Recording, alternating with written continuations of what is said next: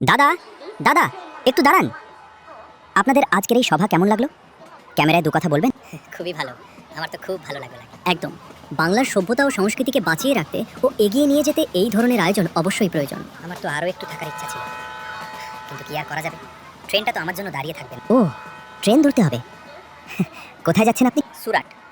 সুরাট, গুজরাট?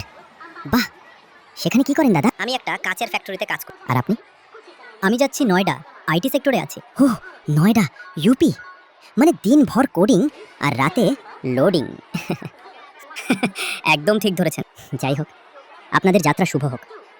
যাওয়ার আগে ক্যামেরার জন্য লাস্ট কিছু বলবেন? হ্যাঁ, এই বাংলা আমাদের রবীন্দ্রনাথের বাংলা, বিবেকানন্দের বাংলা, নেতাজির বাংলা, সত্যজিতের বাংলা। এই বাংলার সভ্যতা সংস্কৃতিকে আমরা বাঁচিয়ে রাখবো।